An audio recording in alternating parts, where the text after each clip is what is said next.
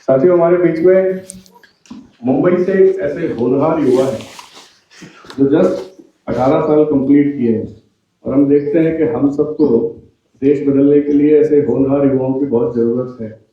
हम उस क्राइसिस से जूझ रहे हैं, हमारे पास होनहार युवाओं की कमी है, लेकिन ऐसे में आशा के किरण के रूप में जब हमको कभी कभी ऐसे होनहार लोग दिखते हैं, तो युवा भी है जिनको टेक्निकल नॉलेज भी है और जिनमें चाहत भी है कुछ बदलाव करने की। ऐसे युवा हमारे साथी मुंबई से कबीर जी का जोरदार ताली से स्वागत करें। कबीर जी आप आइए और हमारे बीच में अपनी प्रेजेंटेशन करें। ठीक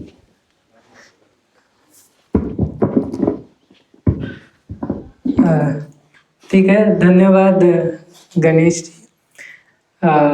अभी तो चीज़ें सीख रहा हूँ मैं, और बस अपना प्रेजेंटेशन मैं तो जो पीपीटी बनाया है वो तो 10 स्लाइड का है, छोटा ही है, लेकिन थोड़ा मैं अपनी बातें ऐड करूँगा क्या मुझे लगता है। और आज मैं कांग्रेस से क्यों जुड़ा उसकी भी नींव जो है, सेवा दंग से जो जुड़ा उसकी भी नींव इन विचारों में है जो महात्मा गांधी जी ने दी। तो ये मेरे लिए एक बहुत ज़रूरी था कि मैं बचपन से महात्मा गांधी जी के विचारों को लेकर मेरे मन में एक फैसिनेशन था, एक जिज्ञासा थी कि महात्मा गांधी जी जैसे व्यक्ति ने कैसे जो है पूरे समाज को बदला और लोगों को पॉलिटिकल सिस्टम से जोड़ा, राजनीतिक सिस्टम से। नहीं तो ये जो हम कहते हैं ना कि 70 साल तक हमारी आज़ादी रही, ये आज़ादी रहती ही नहीं अगर गांव-गांव तक गांधी जी ने, नेहरू जी ने इन विचारों को न फैलाया होता।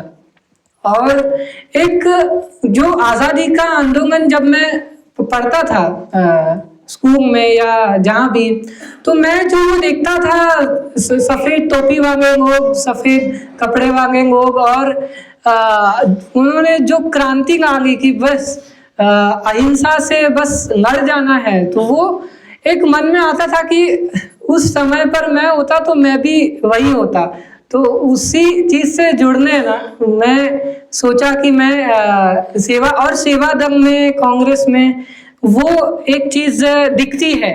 भले ही हम 70 साल 75 साल हमारे आज़ादी के हो गए हैं, वो भावना हमारे मन में कहीं कम हो गई होगी, किन में ज़्यादा हो गई होगी। हम आपसी ही अपने मतभेदों में अभी हो गए होंगे, लेकिन कांग्रेस की हम बहुत लोग कहते हैं कि कांग्रेस बीजेपी तो एक है, लेकिन मैं मानता हूं कि कांग्रेस की जो जड़ है वो जड़ जो है वो सही रास्ते से आई है। आज भले हम जहाँ भी वो कुछ भी कहें कांग्रेस के बारे में, लेकिन वो जड़ जो एक महात्मा गांधी जी के विचारों से आई, जो नेहरू जी के विचारों से आई, जो इतने पढ़े लिखे लोगों के विचारों से आई, जो उन विचारों को जिस तरीके से भारत में हमारे स्वतंत्रता सेनानियों ने जमीन तक पहुंचाया, ये एक दुनिया भर के लिए भी एक मिसाल थी। तो लेकिन आज के समय में जो मैं देखता हूँ, और जो आज जैसे मोदी जी देश को चला रहे हैं, जो चीज़ें हो रही है, और जो मुझे लगता है मेरा एक इंसानियत से नाता है, ना कांग्रेस से इतना, ना किसी चीज़ से। एक ये लगता है कि दुनिया में प्यार फैलना चाहिए, इंसानियत फैलना चाहिए, वो चीज़ थी। और भारत जोड़ो यात्रा के पहले या मैं कभी भी कांग्रेस से इतना जुड़ा नहीं रहा, लेकिन मैं उस विचार से जुड़ा रहा। तो मैं आइडियोलॉजिकली मैं वो चीज़ें समझता हूँ कि हाँ, ये एक स्ट्रॉन्ग आइडियोलॉजी है जो हमें रखनी है, और इसके लिए मर मिटने तैयार है। पर कांग्रेस को मैं अभी सीख रहा हूँ। कांग्रेस को लेकर थोड़ी कभी मन में लगता है कि ये इतनी सारी बातें सुनी हैं, लेकिन जब मैं अभी पिछले 1 साल से सेवा दंग में काम कर रहा हूँ, कांग्रेसियों से मिल रहा हूँ, तो मुझे लग रहा है कि नहीं, कांग्रेस में और खासकर मैं सेवा दंग में आया, मुझे लगता है कि मैं एक सही जगह पर सही कांग्रेस को समझने आया और ये रास्ता मुझे मिला, तो उसके लिए मैं बहुत शुक्रगुजार हूँ। आज का जो हमारा प्रेजेंटेशन है, फर्स्ट स्लाइड पे ही आप लेकर जाना। गांधी जी के मानवीय गुणों के 7 घातक खतरे, जिसको 7 सोशल सिंस भी कहा जाता है, तो उसका ये जो बातें थी महात्मा गांधी जी ने लिखी, ये आज के दौर में बहुत ज़रूरी है मुझे लगा। इसलिए मैंने इस चीज़ पे मैं सोच रहा था मैं किस चीज़ पर स्लाइड बनाऊं। मैं तो इतना छोटा हूँ, इतने सारे विद्वान लोग हैं और मैं सुनने आया हूँ, मैं कांग्रेस को एक समझने यहाँ आया हूँ, एक्सपीरियंस करने आया हूँ, लेकिन ये एक बहुत महत्वपूर्ण विषय मुझे लगा। Next slide. ये जो मानवीय गुणों के 7 खतरे जो थे, ये यंग इंडिया जो महात्मा गांधी जी की समाचार पत्र था, उसमें ये 7 मूल्य जो है महात्मा गांधी जी को पसंद आए और उनके एक दोस्त ने ये 7 मूल्य जो है कहे थे कि गांधी जी आपके विचारों से मुझे ये 7 मूल्य समझ में आते हैं।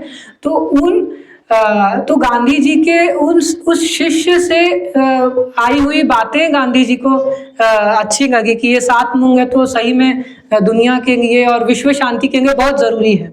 तो और फिर गांधी जी ने उसे यंग इंडिया में प्रकाशित किया और दुनिया भर में ये विचार गए। Next slide. सिद्धांतहीन राजनीति।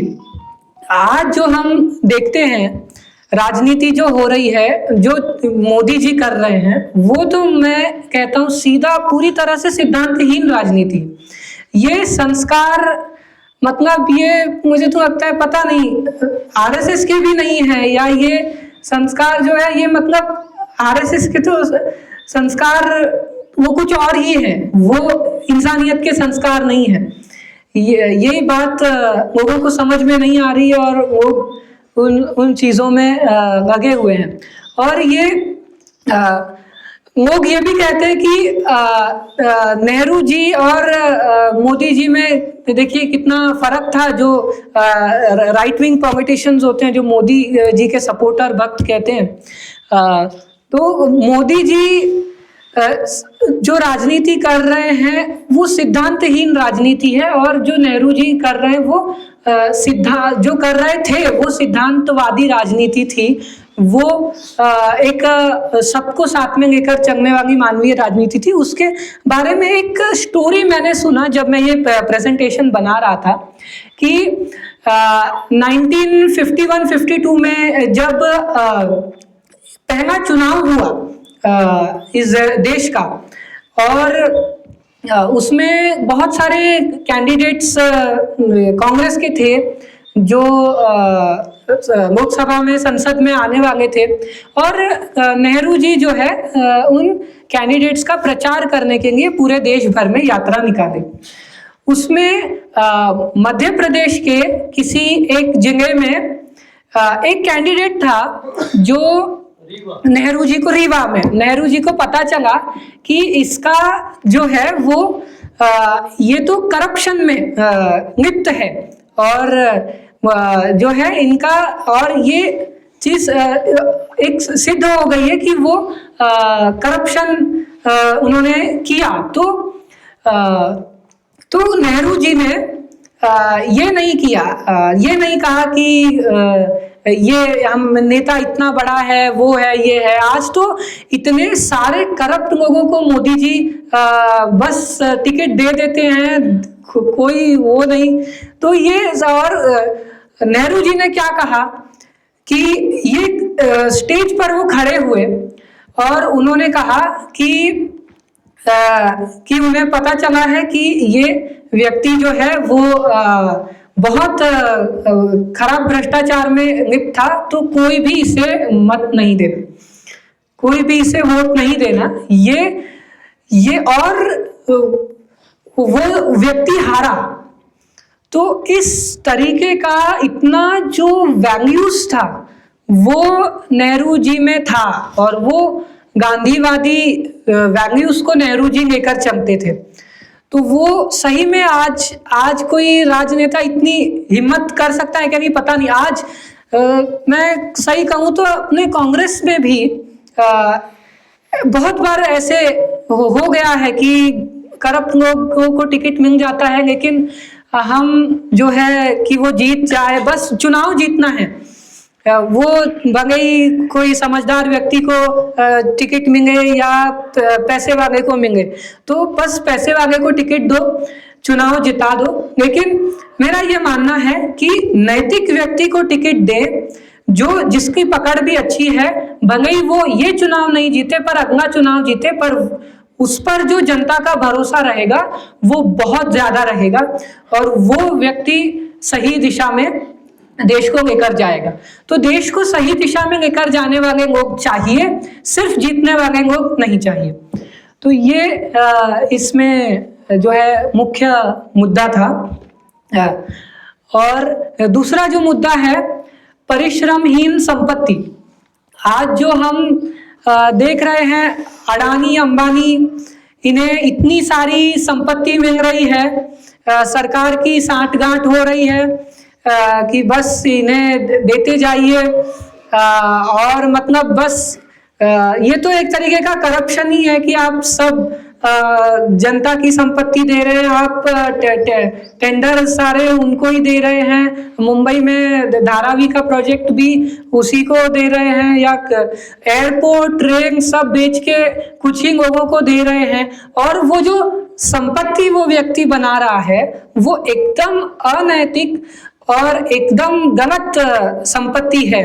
और हम अगर ये कहें कि पिछले कल के सेशन में किसी ने कहा कि ये हमारे शायद जो गेस्ट आए थे कल, उन्होंने ही कहा कि दुनिया के सबसे बड़े उद्योगपतियों में हमारे 2 उद्योगपति अडानी अंबानी या जो भी है वो 10 उद्योगपतियों की लिस्ट में है। लेकिन ये खुशी की बात नहीं है, शर्म की बात होना चाहिए कि गलत तरीके का जनता का लूटा हुआ पैसा लेकर वहां पर दुनिया में ये संपत्ति बनाई गई है। गरीबों का शोषित वर्गों का पैसा लूट कर वो अडानी अंबानी बना है। तो ये सबसे दुर्भाग्य की बात होना चाहिए कि हमारे अगर वैसे दो बड़े उद्योगपति अगर सबसे अमीर हो गए हैं तो ये इस चीज पे बात थी। और तीसरा जो आज चल रहा है विवेकहीन सुख, जो गांधी जी ने बताया प्लेजर विदाउट कंसाइंस, कि हम इसमें ये मुद्दा आता है कि हम खुद जो है बस हमारा विकास होना चाहिए, और जो बस हम दो हमारे दो, और जो मोदी जी अडानी इनका ही होना चाहिए, और यही बड़े बड़े ऑफिसेज में महंगों में बैठेंगे, और बाकी जनता जो है आप देख सकते हैं एक भूखे व्यक्ति का चेहरा। और एक राजा है वो आज सब कुछ सुख ले रहा है, मोदी जी आज सब कुछ कर रहे हैं, सब कुछ उन्हें सुख मिल रहा है, लेकिन जो गरीब व्यक्ति है उसको कुछ नहीं मिल रहा है। मैंने मनमोहन सिंह जी की कहानी जब सुनी मुझे एकदम विपरीत लगा। मुझे तो लगता है कि मैं तो जेन जी होने की वजह से शायद मैंने 2006 के टाइम पे जन्मा, तब मनमोहन सिंह जी का कार्यकाल खत्म ही हो रहा था। मैं चाहता था कि मैं ऐसा ग्रेट इकोनॉमिस्ट, ऐसा ग्रेट व्यक्ति को प्रधानमंत्री रहता हुआ देखूं, पर उनकी जो स्टोरीज बाद में सुना। लेकिन मुझे खुशी है कि मैं अभी आगे जब कांग्रेस सत्ता में आएगी और अच्छे हमें प्रधानमंत्री मिलेंगे, और मोदी जी से तो अच्छे ही मिलेंगे। और थोड़ा पीछे ही रखना थोड़ा। हाँ, तो एक कहानी ये थी कि मनमोहन सिंह जी को जब एक बड़ी सी किसी आलीशान गाड़ी में जो सिक्योरिटी के लिए बिठाया जाता था, तो वो कहते थे, तो वो उनके एक सलाहकार ने या उनके साथ काम करने वाले ने कहा था कि मनमोहन सिंह जी उस मारुति 800 को ही देखा करते थे कि मैं उस गाड़ी में बैठ के क्यों नहीं जा सकता, मैं उस गाड़ी को याद करता हूँ। वो गाड़ी मेरे लिए जमीन से जुड़ी थी, मेरे मुझसे बहुत गहराई से जुड़ी थी। वो जो एक आम आदमी की तरह रहने का उनका जो था, सभी कांग्रेस प्रधानमंत्रियों का ये रहा। तो वो एक दर्शाता था कि आज मोदी जी तो विदेश घूमने चले जाते हैं, बड़ी बड़ी गाड़ियों में घूमते हैं, उन्हें कभी ऐसा नहीं लगता कि तो मेरी जनता मर रही है, मेरी जनता के लिए कुछ भी नहीं है और मैं तो बड़ी बड़ी गाड़ियों में घूम रहा हूँ।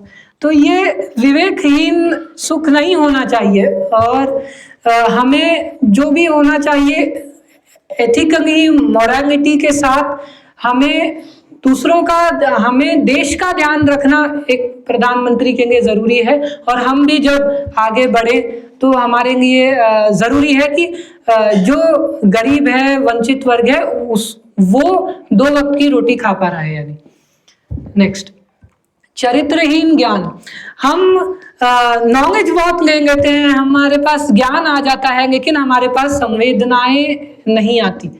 बहुत सारे लोग होते हैं जो मतलब नॉलेज आ जाता है, ज्ञान आ जाता है, लेकिन जो जमीन के लोगों के लिए जो संवेदनाएं हैं वो हमारे मन में नहीं आ पाती। और उसलिए मतलब कांग्रेस के जो वर्कर्स हैं वो जब ग्रास रूट लेवल पर जाते हैं वो संवेदनाएं भी समझते हैं। तो वो एक श्रम भी, हम जो श्रम के संस्कार जो हम देते हैं वो भी एक ही, एक एसी में बैठा हुआ व्यक्ति का श्रम और एक मजदूर का श्रम वो बराबर है। लेकिन ज्ञान लेने के बाद भी हमें एक सादगी हमेशा हमें होनी चाहिए। और मैं जब आगे जिंदगी में जाऊंगा तो मेरा तो यही एक है कि सादगी से जितना जीवन हो सके उतना सादा ही रखते हुए आगे मैं चलूं। और नैतिकताहीन व्यापार, कॉमर्स विदाउट मोरालिटी। आज हम देखते हैं कि केवल मुनाफे के लिए मिलावट होती है और श्रमिकों का शोषण होता है, वेजेस नहीं मिलते और हमें जो है कुछ भी दे दिया जाता है।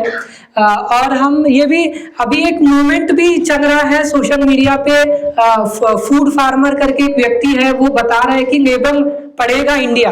पीछे हम जो खाते हैं वो जो बड़े बड़े सेलिब्रिटीज हैं या जो वो लोग हैं वो तो ऑर्गेनिक के नाम पर विदेशों से मंगा के चीज़ें खाते हैं, क्या क्या जो है अच्छा खाते हैं। और हमें जो गरीब जनता है, जो मिडिल क्लास है, उन्हें जो है आर्टिफिशियल प्रिजर्वेटिव्स और क्या क्या चीज़ों के साथ बहुत खतरनाक केमिकल डालकर, जो यूएस की, यूरोप की लैब्स में जो एकदम फेल हुए रहते हैं, जो कैंसर कॉज कर सकते हैं, वो हमें दिया जाता है। तो हम उन चीज़ों के बारे में भी अवेयर रहे। ये हमारी विचारधारा से जुड़ा है कि एक साइंटिफिक टेम्पर रखना, कि लेबल के पीछे भी देखना, अंदर खोजना, लॉजिक लगाना और फिर चीज़ को समझना। तो वो ज़रूरी है, नहीं तो कंपनियां हमें कुछ भी बेचेगी। और 6वां, अमानवीय विज्ञान, साइंस विदाउट ह्यूमैनिटी। मुझे ये हमेशा से इस पर मेरा एक स्ट्रॉन्ग ओपिनियन रहा है कि यहाँ लिखा है कि साइंस जो है वो ह्यूमैनिटी के बिना नहीं हो सकता। तो ये मुझे जो है बहुत अच्छे से लगता है। और मुझे ये भी लगता है वाइस वर्सा भी ये है कि ह्यूमैनिटी भी साइंस के बिना, साइंटिफिक टेम्पर के बिना हम अच्छे से नहीं समझ सकते हैं। बहुत सारी कॉम्प्लेक्स चीज़ें हैं जो समझने के लिए ह्यूमैनिटी चाहिए। लेकिन बहुत सारी ह्यूमैनिटी में बहुत सारी चीजें हैं जो समझने के लिए हमें भावनाएं नहीं चाहिए, हमें एक एम्पिरिकल अप्रोच चाहिए, हमें एक साइंटिफिक और लॉजिकल वे ऑफ थिंकिंग चाहिए। तो साइंस अगर हमारे पास है, बड़े बड़े परमाणु हथियार है, ये है वो है, लेकिन अगर हमारे पास वो संवेदना रखने वाले लोग नहीं हैं, वो नेहरू जी जैसे या गांधी जी जैसे एक शांति के लिए काम करने का जब नेताओं में विचार नहीं हो, तो फिर तो विज्ञान फिर खतरनाक ही हमारे लिए हो जाएगा। तो जब पूरे विश्व का भी मैं इतिहास पढ़ता हूँ कि कैसे बड़े बड़े वैज्ञानिकों ने बनाया परमाणु और ये सब, लेकिन उसको मानवता के लिए उपयोग नहीं किया गया, तो उसके वजह से हमें दिखा कि हिरोशिमा नागासाकी में इतने लोग आज भी उससे जूझ रहे हैं, और उसके वजह से आज जो है ये कोई तीसरा विश्व युद्ध नहीं हुआ है, ये लोगों को समझ में आ रहा है कि कितनी खतरनाक चीजें हैं। तो मानवता के साथ विज्ञान को यूज करना चाहिए और विज्ञान के साथ मानवता होनी चाहिए। हाँ, और 7वां त्यागहीन उपासना। हम जो है किसी एक भगवान की जो है वो करते हैं, पूजा करते हैं, उपासना करते हैं, धर्म का पालन करते हैं, कर्म कांडों का पालन करते हैं, लेकिन उसके साथ साथ त्याग और सेवा का अभाव हमें हमारे अंदर होना चाहिए, और ये सेवा दंग भी हमें सिखाता है। और उसलिए हम आगे बढ़े हैं कि हम सिर्फ धर्म के हिसाब से नहीं सोचे, हम जो है एक सेवा के भाव से हम सोचे, और एक इंसानियत के रास्ते पर दुनिया को लेकर जाए। हाँ, आगे मैं माफी चाहता हूँ अगर मैं उतना क्लियरली नहीं अभी बोल पाया हूँ, क्योंकि इतने सारे थोड़े नए लोग हैं, थोड़ा और चीजें हैं, लेकिन मैं आशा करता हूँ आपको मेरी मूल बातें समझी होगी। निष्कर्ष और 8वां खतरा। तो ये निष्कर्ष इसमें यही है कि ये 7 जो खतरे हैं वो आज भी उतने ही प्रासंगिक है जितने 1925 में यंग इंडिया के समाचार पत्र में गांधी जी ने कहे थे। तो ये जो साइंस है वो भी मोरालिटी के बिना नहीं चल सकता, और इंसानियत तो रहनी चाहिए, उसके बिना तो कुछ नहीं हो सकता। तो ये एक बहुत ज़रूरी चीज़ है। और 8वां जो था खतरा, जो उत्तरदायित्व के बिना अधिकार कि ये रिस्पॉन्सिबिलिटी, राइट्स विदाउट रिस्पॉन्सिबिलिटी, ये हमको होना चाहिए कि हमें अधिकार है तो उसके साथ साथ हमें हमारी रिस्पॉन्सिबिलिटीज़ भी होनी चाहिए कि देश को हम कहीं कूड़ा न फेंकें, या एग्जाम्पल हम जो है हमारे देश को सही रखें। तो उस तरीके की चीज़ें, तो ये गांधी जी के जो पोते थे अरुण गांधी, उन्होंने जो गांधी जी के पोते थे, तो उन्होंने ये बात कही जब ये जो 8वां खतरा है वो उन्होंने कहा कि जब गांधी जी की हत्या हुई तो वो इतने ज़्यादा उससे विचलित हुए कि उन्होंने ये चीज़ कही कि देश में ये चीज़ें चल रही है और बिना हम रिस्पॉन्सिबिलिटीज़ के हम एक गलत दिशा में जाना शुरू हो गए थे जब गोडसे ने गांधी की हत्या की थी। तो ये जो है पूरा एक लंबा रास्ता है, लेकिन हम मोरालिटी के साथ, हम हमारे वैल्यूज़ के साथ चलें। अगर कोई मुझसे पूछे कि तुम क्या चाहोगे, सब कुछ लुटाना चाहोगे, सब कुछ खत्म हो जाए, सब संपत्ति खत्म हो जाए, वो चाहोगे, या तुम अपने विचार छोड़ के किसी दूसरे विचार में जाना चाहोगे अपनी मोरालिटी छोड़ के, तो मैं कहूँगा कि मैं सब कुछ छोड़ दूंगा, त्याग दूंगा, जेल जाऊंगा, लेकिन अपने विचारों से मैं कभी कॉम्प्रोमाइज नहीं करूँगा। ये एक हमेशा ये चीज़ मैंने ध्यान में रखी है और हमें रखना चाहिए। तो इसके साथ मेरा प्रेजेंटेशन खत्म होता है। कुछ गलतियाँ हुई होगी तो माफ कीजिए। देना है तो खाना खाने के बाद देना है। अभी देना है, अभी वो भी माइक पे देना है। तभी दिस इज ये भी भावनात्मक इमोशनल अटैच। ये साउंड कभी this is text you want become ethical political कांग्रेसी लीडर। और कहीं कहीं पे थोड़ा मुझे लगा कि ये विपक्षी का भाषण थोड़ा कहीं कहीं पर ज़्यादा लगा उस टाइप का। आपका सब्जेक्ट बहुत अच्छा था और बस आप थोड़ा सा आई कांटेक्ट करते तो क्या बोलते हैं वो ये सोने पे सुहागा हो जाता। Thank you. ठीक है, मैं ध्यान रखूंगा। और कोई देना चाहे? देवेंद्र सर ने कहा था जवाब नहीं देने, तो जयंती क्या कर रही है देख सकते हैं आप।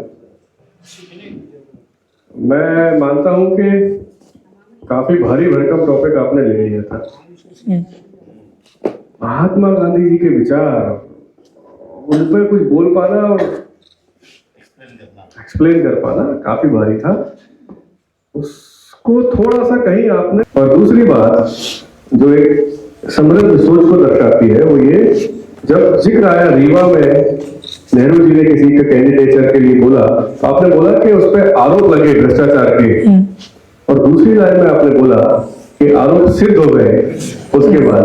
हाँ, वो तो ये राजनीति में हमेशा होता है, आरोप तो कोई किसी पर लगा सकता है, लेकिन सिद्ध होना बहुत जरूरी है। तो कुछ बातें आप में बहुत अच्छी हैं, मुझे लगता है कि आप हम सब से आगे निकल जाएंगे, लेकिन टॉपिक चुनते वक्त उसकी गंभीरता बनी रहे, ऐसी कोशिश अगली बार आप करेंगे, मुझे ऐसी उम्मीद है। अच्छा, हाँ, वो दो जगह मेरा थोड़ा वो हो गया मिस्टेक, पहले वो आरएसएस के विचारों को थोड़ा सा सॉफ्ट बताना, हाँ, और वही, हाँ।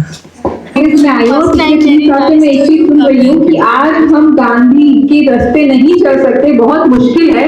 कहीं ना कहीं हमें वो गोडसे विचारधारा अपनानी होगी इलेक्शन जीतने के लिए। तो उनको यही जवाब है, आप कबीर वाणी सुनिए। चलो, कबीर के लिए मेरे पास कोई फीडबैक बहुत बड़ा है। मैं बहुत बढ़िया कबीर, बहुत अच्छा। नहीं अच्छा था, बहुत अच्छा, कुछ नहीं था, परफेक्ट था। ये फीडबैक क्या है? ये तो बहुत बड़ा बनने के लिए होता है। फीडबैक का मतलब इसमें जरा भी नहीं। फीडबैक का मतलब है कि मतलब टॉप पर पहुंचकर भी सुधार की गुंजाइश होनी है, वो है फीडबैक। मतलब फीडबैक का तात्पर्य सिर्फ इतना है कि फीडबैक वह होना चाहिए जो आपके सुधार की गुंजाइशें बनाए रखे और भविष्य में और बढ़ती जाए। वहाँ परफेक्ट तो जीवन में कोई हो ही नहीं सकता। मैं तो कबीर साहब को मानता और हूँ। अरे तो कबीर साहब को मानता हूँ।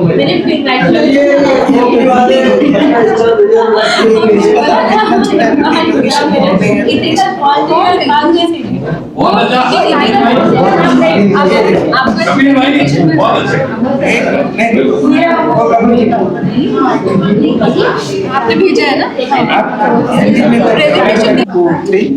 वो है ना सेवा दल को आगे ले जाने की महात्मा गांधी जी का धन्यवाद करता हूँ। और अमिता जी ने की है, मैं इनके कामना करता हूँ। हमेशा जीवन पर्याप्त अनेक जगह के अनेक रास्ते आने के बावजूद आपके साथ और धैर्य के साथ एक बार है ना, मुझे लगता है देवेंद्र सर से हमें बैठ के बात करनी चाहिए। यहाँ पर आजकल जो है आज के समय में कांग्रेस और कांग्रेस जो रहते हैं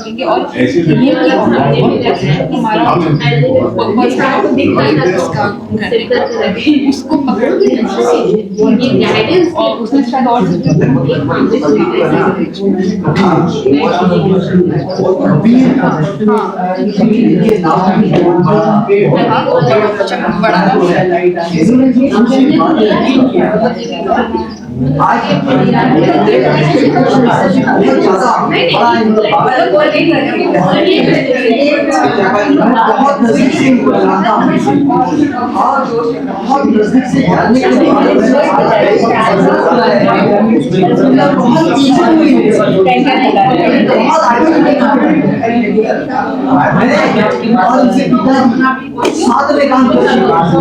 पॉलिटिकल लेवल पे सोशल लेकिन आज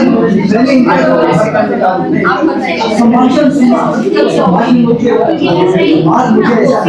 कि अभी बहुत आगे निकल गए हो और भी आगे निकल जाओ। हमारी शुभकामनाएं आपके साथ है, हम आपके साथ